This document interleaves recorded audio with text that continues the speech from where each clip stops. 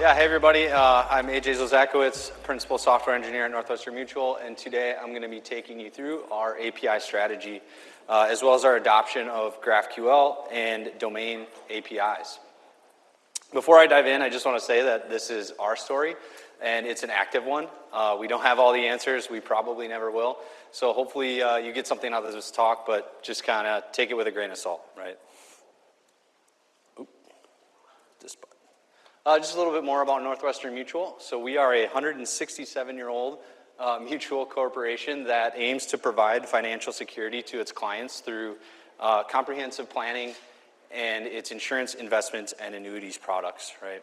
We have over 10,000 financial professionals across the U.S., as well as 8,000 employees, both at our New York campus and Milwaukee headquarters. So a little bit of an agenda for today. First, I'm going to start with taking us through the digital transformation at Northwestern Mutual, set some context, some definitions for the talk. Then I'll walk you through our journey thus far, kind of what we learned, and kind of close out with some strategies for some success or some takeaways. So digital transformation at Northwestern Mutual. We have a number of efforts going on right now. The first, eliminating BFFs, right? We've been on a BFF architecture for probably the last 6 years, and we've scaled that over the years to most of the company. And we've kind of gotten to this point, this scale, where it's unmaintainable, right? If we continue on this path, we're going to be in a dark place. So we're interested in reducing those BFFs, reducing that maintenance overhead that teams are feeling, and streamlining our development process. And we believe GraphQL is going to help us do that. And we're building a enterprise-wide supergraph. We are actually building two of these, one for our public-facing data, for our client experience, as well as one for our home office and field-facing data. So if anyone wants to talk me off that ledge later, feel free to talk to me after the talk, and we can debate that one. We're in a journey to the cloud. So being a 167-year-old company, you can imagine we have a lot of antiquated patterns and technologies throughout the organization, and so we're actively working on modernizing those and taking those to the cloud where it makes sense. And last but not least, as we are modernizing those legacy systems, we want to align them with our BDDA effort, or business domain-driven architecture. You may have heard of domain-driven architecture in the past. We kind of added the B to the front of it. But really, what that means is we are trying to align our technologies and architecture with the business areas that are best equipped to own them. So we're going to build out an API strategy that matches our business capabilities and exposes those capabilities to the org. So where were we before all this? Like, where did this start, right? Traditionally, most of our development was very feature-focused, right? It was focused on bringing features to market as quickly as we could. And those asks kind of came down from the product team, right? So it might have looked like build a billing page for our client website, or allow clients to change their beneficiary, or maybe we want to show some real-time investment data on the website, right? Those efforts were very focused for solving the specific feature set or the specific demand from product. And we kind of built with what we had. The back-end teams weren't really brought along for the ride. They were there for kind of oversight and insights to what we were doing. But there was no real investment in enabling those systems, those source systems, for the rest of the organization. So as a result, we have a good number of services scattered throughout the org. There's no clear ownership. There's a lot of overlap and heavy duplication, right? And a lot of times it was the experienced teams building out these services to support the features, right? And they weren't really best equipped to own them. They weren't the subject matter experts to support those APIs. On top of that, you can imagine there's heavy mapping and composition going on, and poor performance, right? Performance wasn't really top of mind with this. So we're left with an architecture today that looks much worse than this, actually, but we essentially have a BFF per UI in our stack in the presentation layer side of the house. And then in our service tier, we have a smattering of APIs and technologies, from GraphQL to REST to SOAP, you name it, we have it, right? And so we kind of set out on a journey to remedy all this. So we added a supergraph in our presentation layer, and really the purpose of this supergraph was to replace our BFF architecture that we were on, right? So we call it an experience API at NM, but the purpose of this graph is to interface with our users, and our clients. It should compose data for the experience that it supports. It will format the data for display, so it's render ready, right? And it's designed based on the demands and needs of the experience that it supports. On the back-end side of the house, we stood up a domain layer, right? And this is where that BDDA work is going on. And this will act as a single source of truth for our business capabilities. It will encapsulate and provide all the distinct, disparate functionalities of the business. And just keep in mind that these are very distinctly separate. They have separate teams, separate organizations that support them, and different source systems and technologies, right? So it's difficult to combine them. This layer will also insulate the enterprise from source system architecture and technology changes. It will obviously interface directly with the system of record, and this is going to act as a closed layer, right? If you need to get to any of our source systems, you're going to go through the domain APIs to get that data. And we were left with an architecture initially that looked a lot like this, right? The Experience API will compose data from any number of domain APIs, and the domain APIs will expose that data modeled in our BDDA model and provide those capabilities for not just our experience, but the enterprise. And we wanted to initially avoid domain-to-domain communication, right? We didn't want domain APIs calling other domain APIs. GraphQL is well suited for that, and we thought that that would suffice. So we started to build under that assumption, right? We had the experience teams kind of went their direction, started to stand up the supergraph, get that deployed out to our environments. The domain teams went their way, started to model out what their APIs would look like, and started building on their end, right? So we did that, right? We started our supergraph. We started adding subgraphs to it. Maybe we added a client's profile information, you know, the logged in user's information, their ID, address, first name, et cetera. Maybe we want to add in their financial representatives, those professionals that service the products that they own, their financial team, and so on and so forth, right? We know how to do this.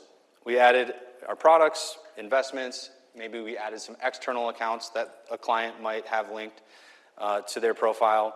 And things were going great, right? Like everything was awesome. We were reducing our BFFs. We're reducing code duplication across our stack. We're adding data to the graph at a very rapid pace, and we're shipping features on all of our platforms at the same time for the first time ever, which was really cool to see. Like, huzzah, we did it, right? But wait, like these were table stakes. These were very basic use cases. They're single ID lookups. There's no complex mapping going on. They only require a few APIs in order to source the data for them. Like, that's cute, but let's try something hard, right? So we started to run into more difficult use cases, and one of these was net worth. And as you can imagine, a client's net worth is represented by the sum of the market value of all the products that they own, right? So we're going to need data from our insurance, investments, and external account subgraphs in order to compute this field. So how might we solve for that? Well, we could use the requires directive. And what the requires directive allows us to do is define fields that we need in our resolver, and it will tell router essentially to go and resolve those fields before I myself can resolve this field here, market value, right?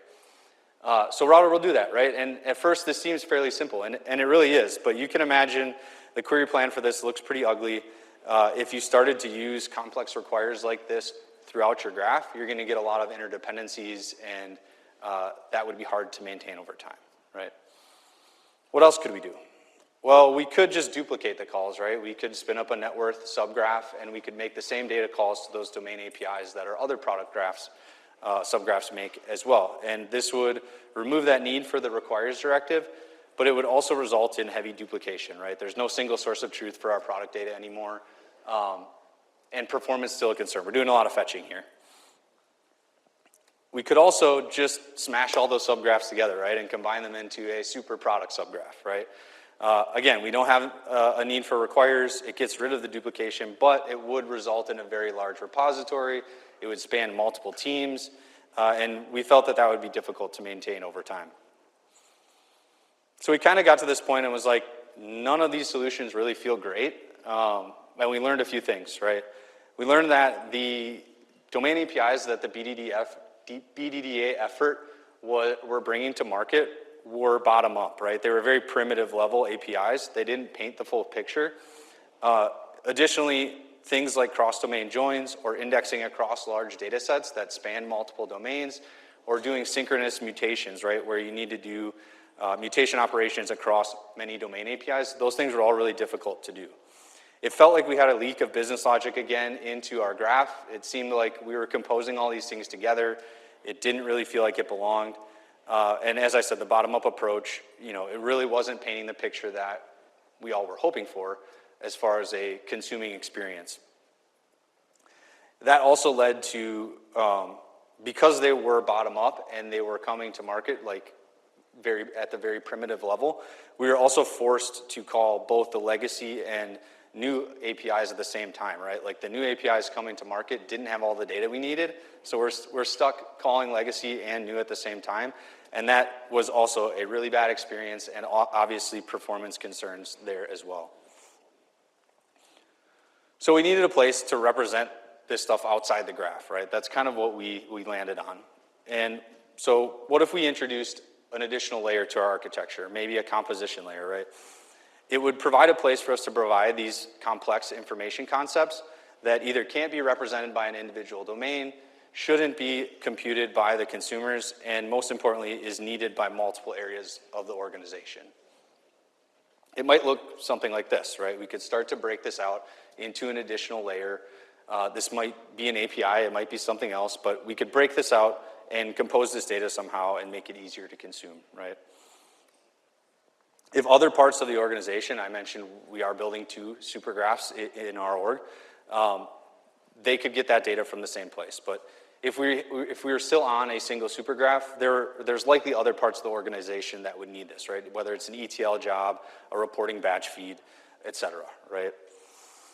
And at the end of the day, we kind of agreed that this was a good idea. This makes sense to do this, and it really is just an extension of our domain layer and the capabilities there.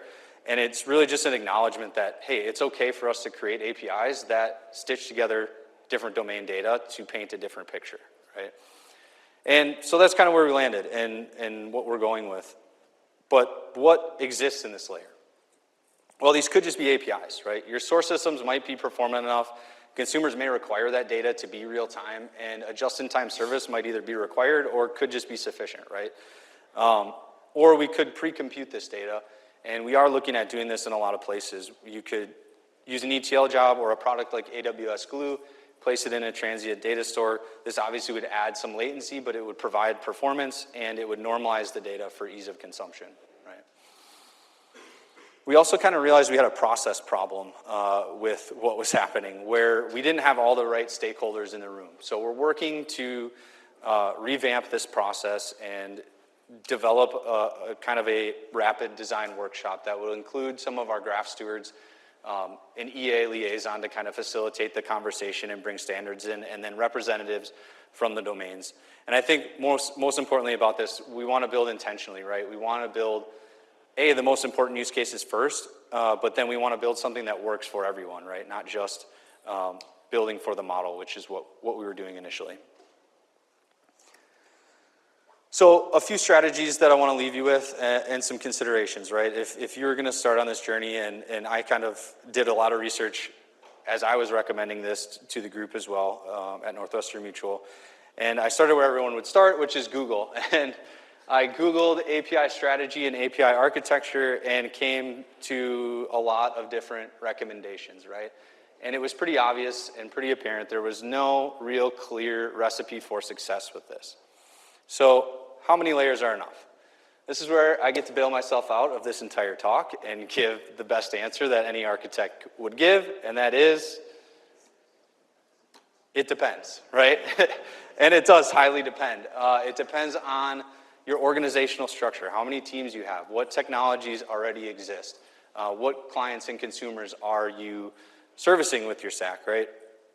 And so it really does depend on your organization and what fits best. But I have a few things for you to consider, as well as some kind of closing thoughts and takeaways, right? So layers of architecture are valuable. If you add additional layers, they provide insulation from contract changes and implementation details. They also provide autonomy, right? The teams that work within those layers can work autonomously, can build within the guidelines set up in that layer. And that's a good thing, right? And layers can also help define purpose and standard for the things that exist in the layer, right? So they can define what that thing is, what it does, how you deploy it, et cetera, right? And those are all really good things. But layers also come with trade-offs, right? Layers add complexity.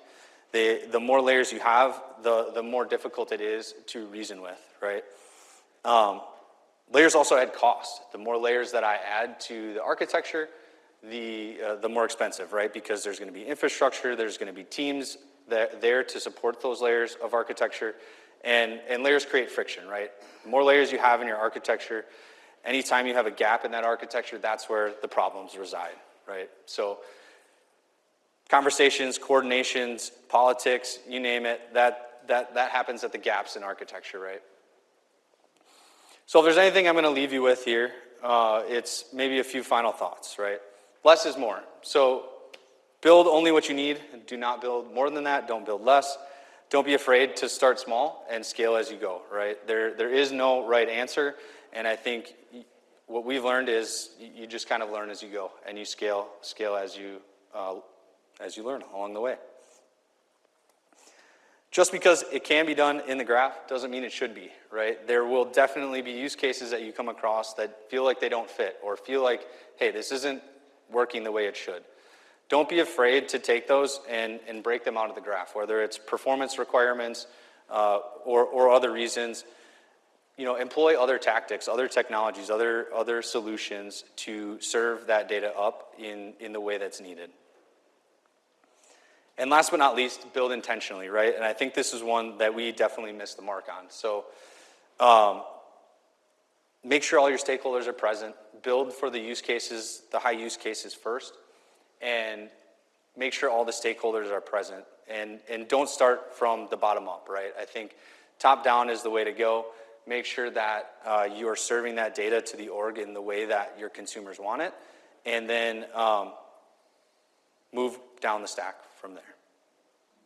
And with that, I'll wrap it up. Thank you so much.